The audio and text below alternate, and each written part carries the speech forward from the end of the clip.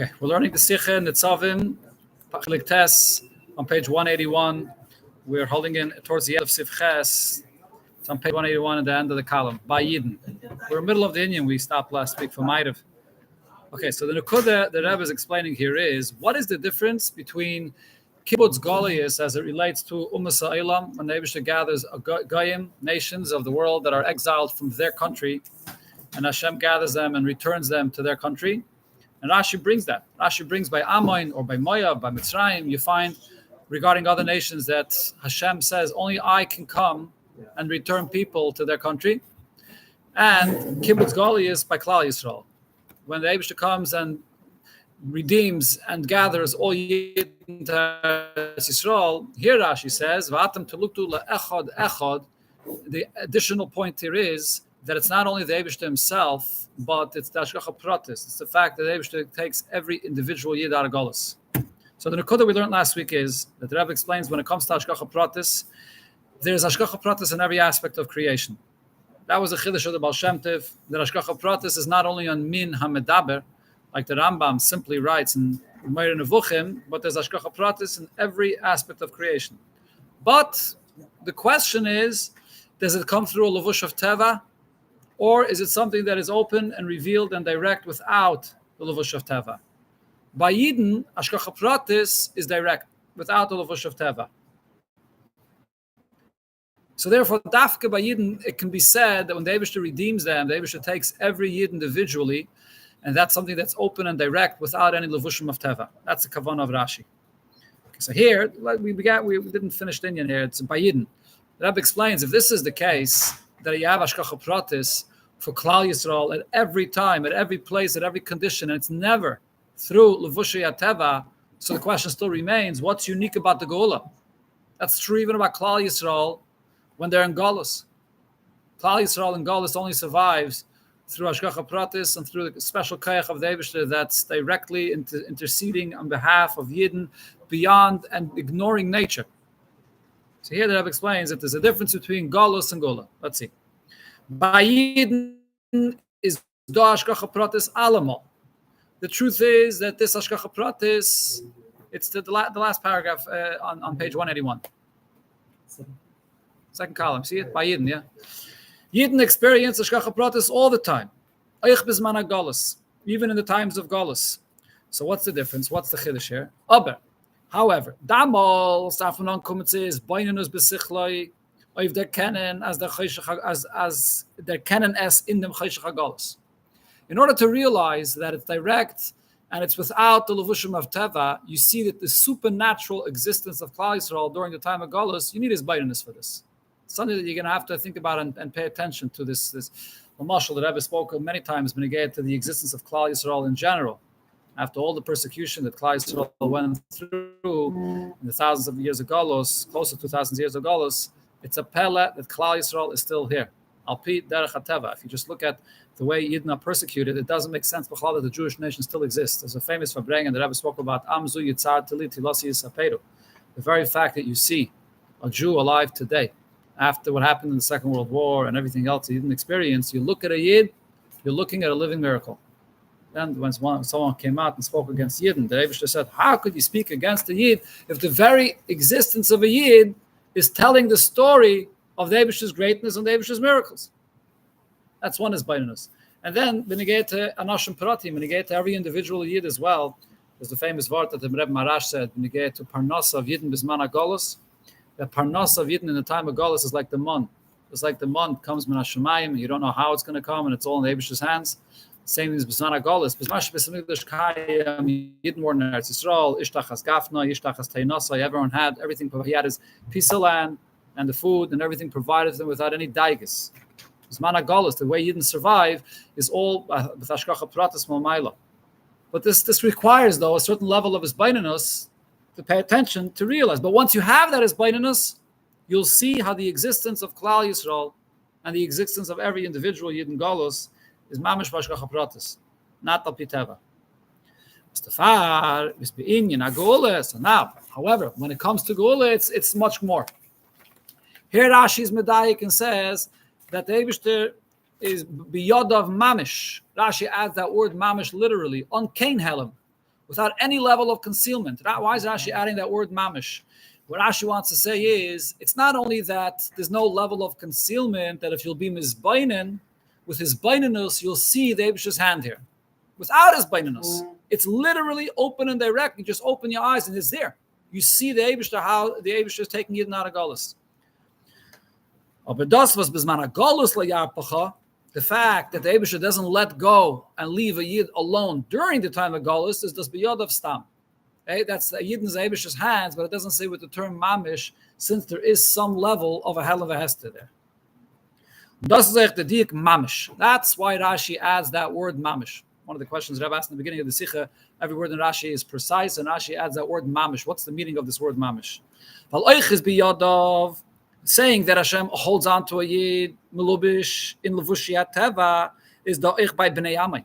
That you have even by Bnei Amoin, to some extent. Over there by Bnei Amoin, it's, the Eibishter is oiches, but it comes through Teva.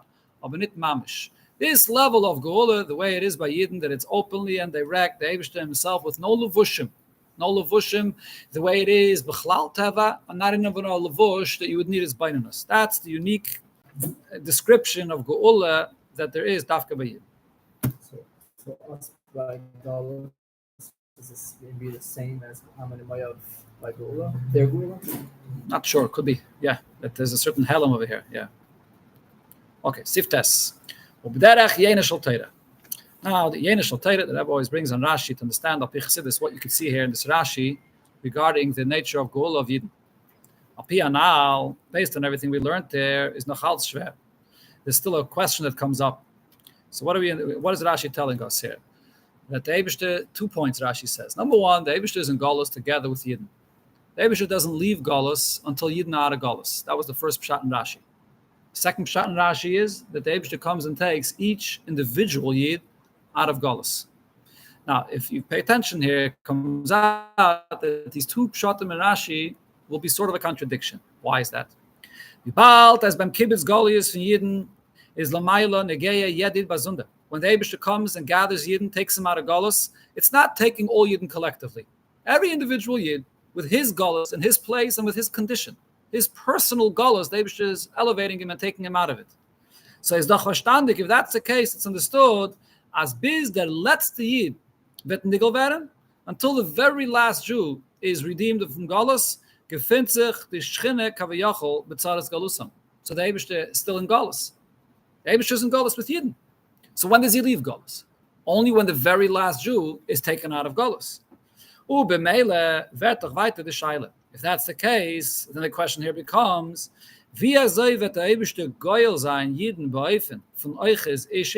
how could Rashi in the second shot say that the Eibishter comes and takes every individual Yid out of Golus? What's the problem? When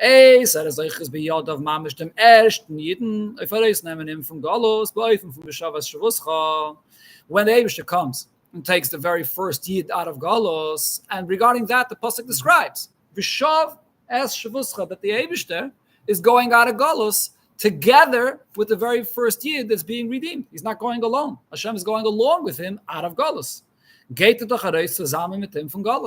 So then the Eibishter left Golus together with the first Yid. So what's going on over here? They're just going back and forth. Huh? Going back and forth. Yeah, the Shaila. Okay. The Rebbe takes these things, Kipshuta, literally has to make sense, has to be explained what's going on over here. On one hand, the Eibishter is in Golus, and he remains in Golus till there's no one Jew that's left behind. The Eibishter is in Golus together with the very last Jew. Is there a moment that the Eibishter leaves? If you're saying the Eibishter leaves and goes back, he leaves and goes back, that means that there's a moment where there's Yidden in Golus that are alone. You can't say that. The Eibishter has to remain in Golus there with Yidden. And at the same time, with every individual Yid that goes out of Golus, he has to take that individual Yid and go along with him out of Golus. So that there's a contradiction here. There's a problem there. But it's all done at once. And then Sheish Meisel Ragli and holds each one and takes them all out. At one shot. Why it could all be bevasachas. Yeah. But in Anachanami, but in practicality though, in Mitzias, in the Kibbutz Golius is going to take place in Mokim Zman. and the Yidden are going to be gathered to Eretz Yisrael, it's not going to happen all b'vasachas. So is the Metzias, right? Beaten from Australia, from all over the world, from Africa, from America, from wherever it is, Yidden are going to be gathered to Eretz Yisrael. It's not going to happen b'rega echad.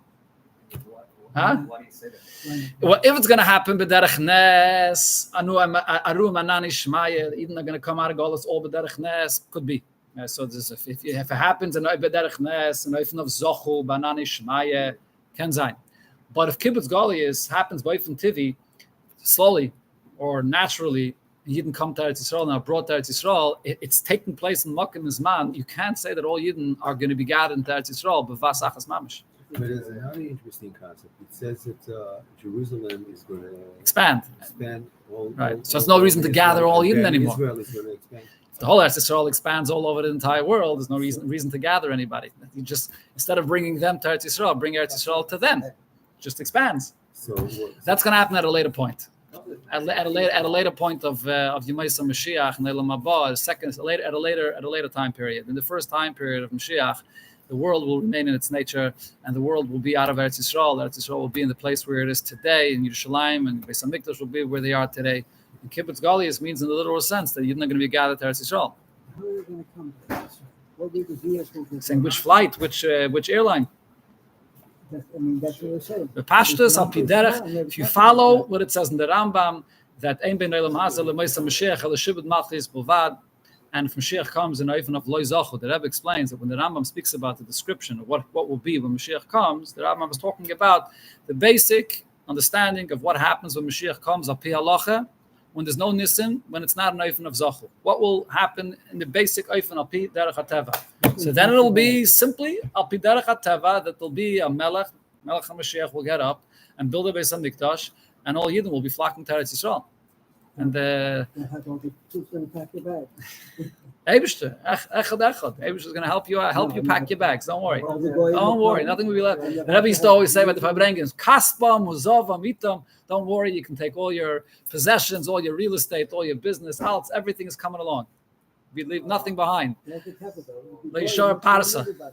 Yeah. Akapanim, that's the Rebbe's question here. There seems to be some kind of discrepancy here with the two pshatim of Rashi. Is the Eibishter going out of Golus with the first year that he takes out of Golus?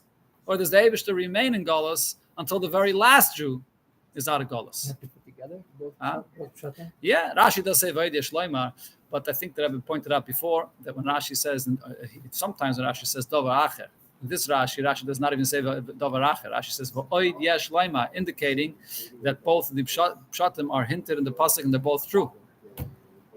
But your view of the Kodesh Baruch Hu shouldn't be that he's busy with one thing if we can't do the other. I mean, it's not an individual. And he can be at a million places at once. And a chanami, and still take each one by the hand. Good. And a chanami. So in that sense, you can say, look, less asar ponimine. So you can ask on the whole entire concept that Rebbe talks about here in the Sikhe, that the Eibishter is with Yidden and Golos. The Eibishter leaves his place. The Rebbe brings before the Moshel like a melech that leaves his palace and goes out to be, where he sees his child is wandering around somewhere outside the palace, and the Eibishter goes down to be with his child there. Al derech zeh the nimshel, the Rebbe says the Eibishter comes down to be with Yidden and Golos. Nu fragt sich the shaila, and a moshel doimel in nimshel, less asar ponim minei. So if that's the case, what's pshat? The Eibishter goes out and he comes. Leichalot it's kavayda. The Eibishter is everywhere. What is it supposed to mean, b'chlal? So obviously in Chassidus it explains that there's the union of lasasap panim minei, mitzad din of seviv kalalman, and even more so as it says mitzad atzmos shem shemayim shoga b'fikayil, and the Eibishter is everywhere and he is everything. But then there's a certain level of gilui where the Eibishter is expressed. Where is his presence felt and expressed and experienced? Where is he? Where is he being experienced? In a place which is removed of us, the gilui of the Eibishter, or is he here in Galus with us? So ultimately there is a concept that the Eibishter is invested and he's present, dafke here in Galus. The Eibishter Kaviyachol is mitzamtzim himself. He places himself in the matzav of Galus and Yidden. Correct. With every individual Yidden, there Galus. Yeah. Okay, we're gonna have to stay with a question for this week. It's my time for mine. But again, the Rebbe takes this all pashut literally, and this is a starke kasha. Because they'll come to them and they're bringing back in one fell swoop. Again, what? In one fell swoop, which is with everybody in the correct. So what's the kasha about one fell swoop? One fell swoop, bringing everybody. He's with everybody. No, but the question is, when the should leave, when does the should leave Galus? When the first Yid leaves Galus, or when the last Yid leaves Galus? The question is, once it's together with everybody, we don't have to wait. In other words, if he's since he's with everybody, we don't. There's no waiting. Okay. Everything is instantaneous. Okay. Even up to tether. Okay. Yeah, got that. Basach as well. Yeah, you have the answer already. Okay. Or Atmos. Depends. Because otherwise, he's not with everybody all the time.